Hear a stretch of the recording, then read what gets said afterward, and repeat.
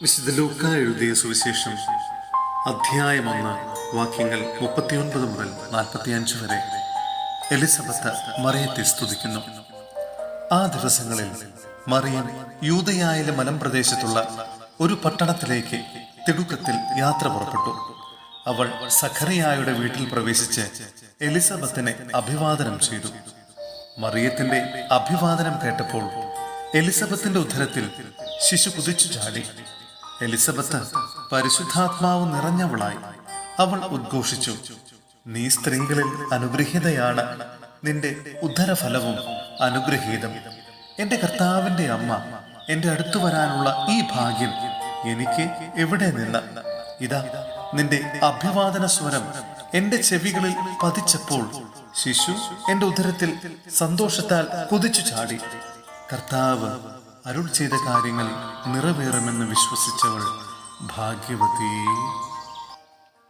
സഹോദരരെ, വിശുദ്ധ പൗലോസ് ശ്ലീഹ റോമായിലെ സഭയ്ക്ക് എഴുതിയ ലേഖനം അധ്യായം 12 വാക്യങ്ങൾ 3 മുതൽ 13 വരെ. ക്രിസ്തുവിൽ നവജീവിതം. എനിക്ക് ലഭിച്ചിരിക്കുന്ന കൃപയാൽ പ്രേരിതനായി നിങ്ങളോട് ഞാൻ പറയുന്നു, ഉള്ളതിലധികം മേന്മ ആരും ഭാവിക്കരുത്.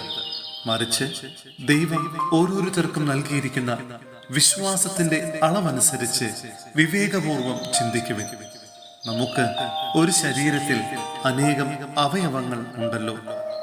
എല്ലാ അവയവങ്ങൾക്കും ഒരേ ധർമ്മമല്ല.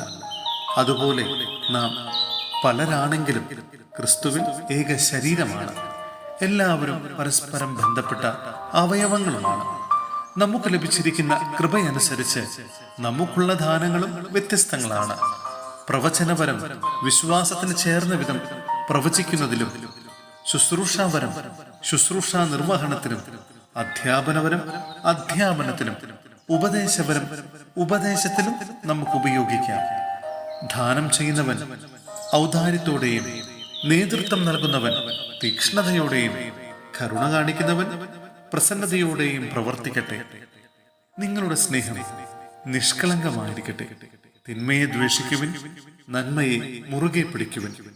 നിങ്ങൾ അന്യോന്യം സഹോദരതുല്യം സ്നേഹിക്കുവിൻ. പരസ്പരം ബഹുമാനിക്കുന്നതിൽ ഓരോരുത്തരും മുന്നിട്ട് നിൽക്കുവിൻ. തീക്ഷ്ണതയിൽ മാന്യം കൂടാതെ ആത്മാവിൽ ജ്വലിക്കുന്നവരായി കർത്താവിനെ ശുശ്രൂഷിക്കുവിൻ. പ്രത്യാശയിൽ സന്തോഷിക്കുവിൻ. ക്ലേശങ്ങളിൽ സഹനശീലരായിരിക്കുവിൻ. പ്രാർത്ഥനയിൽ സ്ഥിരതയുള്ളവരായിരിക്കുവിൻ. വിശുദ്ധരെ അവരുടെ ആവശ്യങ്ങളിൽ സഹായിക്കുവിൻ. അതിഥി സത്കാരത്തിൽ തത്പരരാകുവിൻ.